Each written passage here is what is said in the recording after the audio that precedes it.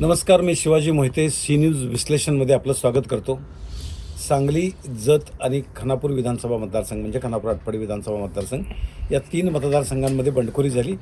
बाकी उरलेल्या 5 विधानसभा मतदारसंघामध्ये महायुती विरुद्ध महाविकास आघाडी अशी सरळ लढत होते. तर या 3 मतदारसंघांचं विश्लेषण आपल्याला प्रामुख्यानं करावं लागेल. याच्यामध्ये मोहिते आपण सांगली विधानसभा मतदारसंघापासून सुरू करू.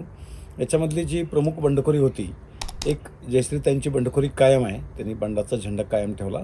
आणि दुसऱ्या बाजूला शिवाजी उर्फ पप्पू डोंगरे यांनी बंडखोर म्हणून अर्ज भरला, मोठं शक्ती प्रदर्शन केलं आणि दरम्यानच्या काळामध्ये त्यांनी बैठका आणि प्रचाराचा सुद्धा धडाका सुरू केला, नागरिकांना एकत्र करून वगैरे. त्याच्या एकंदरीत त्या हालचाली पाहिल्या तर असं वाटत होतं की ते माघार घेणार नाहीत, पण त्यांनी माघार घेतली. आता त्यांच्या माघार घेण्याचे निवडणुकीवर काय परिणाम होतील यावर आपण बोलूच, पण तत्पूर्वी त्यांनी का माघार घेतली असं तुम्हाला वाटतं? शिवाजी डोंगरेंचा एक ट्रेंड राहिलेला आहे की शक्ती प्रदर्शन मोठं करायचं, चर्चा घडवून आणायची आणि माघार घ्यायची. असा मागच्या वेळेस सुद्धा तिने असंच शक्ती प्रदर्शन केलेलं होतं. मागच्या वेळेस सुद्धा ते आपण माघार घेणार नाही असं त्याने गर्जना केला, प्रत्यक्षात माघार घेतली. त्यावेळेला संजय काका पाटलांचे ते जवळचे होते, यावेळेला गोपीचंद पडळकर यांच्या जवळचे आहेत. यावेळेस सुद्धा ते त्यांच्या उमेदवारीची जरी चर्चा झाली असली तरी ते कोणत्याही क्षणी माघार घेतील अशी परिस्थिती होती. लोकांच्या मध्ये तशी चर्चा होती, कारण त्यांनी मागच्या वर्षी सुद्धा तसंच केलेलं होतं. यावेळी सुद्धा गोपीचंद पडळकर यांच्या मध्यस्थीमुळं त्यांनी माघार घेतली असं म्हणतात. देवेंद्र फडणवीसांनी त्यानंतर त्यांच्याशी चर्चा झाली आणि त्यानंतर माघार घेतली.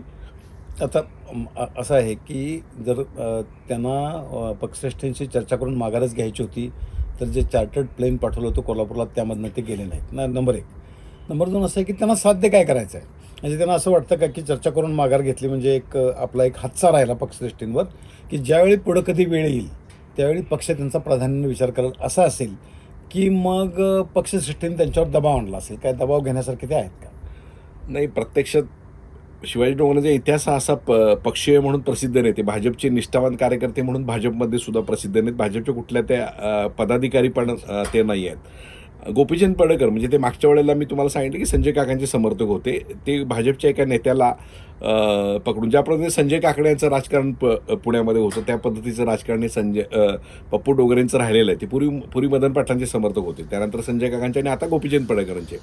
अर्थात त्यांनी माघार घेतली. त्यांचं माधवनगरमध्ये त्यांची सत्ता होती पूर्वी, पण ती सत्ता आता निसटच्या फरकानं काँग्रेसच्या उमेदवारांनी काढून घेतली. त्यामुळं त्यांची माघार ही म्हणजे लोकांना अनपेक्षित असली तरी मला विश्लेषक म्हणून ती अपेक्षित होती. अच्छा. अर्थात त्यांना पक्षश्रेष्ठींनी काय आता चार्टर प्लेन पाठवलं असं म्हणतात. त्याच्यामुळे सम्राट महाडिक आणि राहुल महाडिकांची ताकद, म्हणजे सम्राट महाडिकांनी आपली ताकद सिद्ध केलेली आहे. त्या ठिकाणी त्यांना जवळजवळ साधारण एक मायावती 50,000 मतं मागच्या वेळी घेतलेली होती आणि एक निर्णायक ताकद त्यांची इस्लामपूर आणि शिराळा मतदारसंघामध्ये आहे. त्यांची निर्णायक ताकद आहे. तसं चार्टर प्लेन डोंगरेसाठी आलं असं डोंगरे म्हणतात, पण भाजपच्या कुठल्या पदाधिकाऱ्यांना अशा प्रकारचं प्लेन आलंय, तमन गोंडा रवी पाटलांना आलंय असं म्हणलं होतं. मुळात कोल्हापूरला विमानतळच नाही चार्टर प्लेन यायला, असं परिस्थिती आहे. कोल्हापूरला जाऊन बसायचं आणि मला इस्लामपूरवाले पण कोल्हापूरला जाऊन अर्थात असा विषय आहे की पप्पू डोंगरेंची, शिवाजी डोंगरेंची उमेदवारी ही कदाचित सुधीर गाडगेंना फायदेशीर ठरली असती मराठा उमेदवार म्हणून, मराठा मतदान, असं भाजपच्या विश्लेषणावरता होता. तोच पुढचा प्रश्न होता की त्यांच्या बंडखोरीमुळे काय झालं असतं, याच्यापेक्षा ती बंडखोरी राहिलेलीच नाही. तर त्यांच्या माघार घेण्यामुळं आता सुधीर गाडगे आणि पृथ्वीराज पाटील यांच्या दोघांच्या लढतीवर काय परिणाम होईल? नाही, याच्यामध्ये सगळ्यात मोठा की सुधीर गाडगे आणि पृथ्वीराज पाटील यांच्या लढतीबरोबरच जयश्री पाटलांचा जो अँगल आलेला आहे तर तो याच्यामध्ये महत्त्वाचा आहे. कारण तुम्हाला आठवत असेल तर शिवाजी डोंगरे हे मदन पाटलांचे कार्यकर्ते असल्यामुळे मदन पाटलांच्या प्रतिमेला नमस्कार करून ते आपल्या रॅलीला आणि ह्याला गेलेले होते ते मदन पाटलांच्या. तर त्यांचे कार्यकर्ते आणि मदन पाटलांचे कार्यकर्ते म्हणजे आता जयश्री पाटलांचे कार्यकर्ते हे बऱ्यापैकी एक आहेत. आणि त्यांचा जो मतदार आहे माधवनगरचा, तो मतदार हा पारंपरिक भाजपचा मतदार आहे. तो ग्रामपंचायतीला आणि जिल्हा परिषदेला शिवाजी डोंगरेंच्यावर राहतो, पण तो लोकसभेला आणि विधानसभेला भाजपबरोबर राहतो. त्यामुळे तो भाजपबरोबर राहतो. म्हणजे तिथला मारवाडी समाज असेल, जैन समाज असेल माधवनगरमधला पर्टिक्युलरली, तर हा समाज भाजपवर राहतो.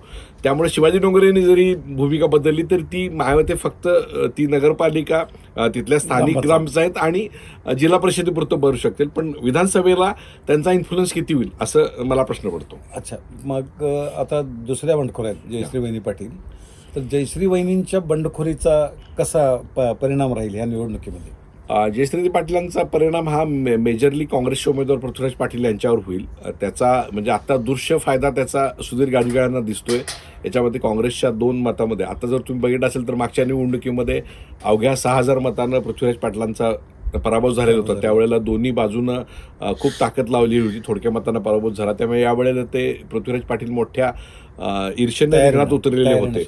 पण जयश्री पाटील या इलेक्शनला उभारल्यामुळे काँग्रेसचा ताकद दुभंगली. म्हणजे तुम्हाला तर लक्षात असेल की आज विशाल पाटील हे स्टेजवर डायरेक्ट होते जयश्री त्यांच्या, आणि मी माझी उमेदवारी असं म्हणून त्यांनी घोषणा केली. याचा अर्थ वसंतदादा घराणं, विष्णुअण्णा घराणं हे एका बाजूला झालेलं आहे, आणि काँग्रेसचे जे बाकीचा मतदार आहे म्हणजे विश्वजित कदम त्या चेल नव्हते, पण विश्वजित कदमांचा डायरेक्ट सपोर्ट हा पृथ्वीराज पाटलांना आहे. तर त्यामुळे ही ताकद काँग्रेसची विभागली गेल्यामुळे त्याचा अप्रत्यक्ष फायदा हा गाडगेने होऊ शकतो. अर्थात इलेक्शन आपल्याला आणखीन एक साधारण 4-5 दिवसानंतर कशी उभारी घेते आणि कुठले मुद्दे त्यात चर्चेले जातात त्याच्यावर आपल्याला बऱ्याच गोष्टी लक्षात येतील. म्हणजे सांगली विधानसभा मतदारसंघातली एका प्रमुख बंडखोरानं माघार घेणं आणि एक प्रमुख बंडखोर रिंगणामध्ये राहणं याची या निवडणुकीवर काय परिणाम होऊ शकतात, आत्ता काय होत आहेत आणि मतदानाच्या दिवशीपर्यंत आणखी मतदारांमध्ये आणि सगळ्या कलांमध्ये काय बदल होत आहेत ते आपण बघत राहू.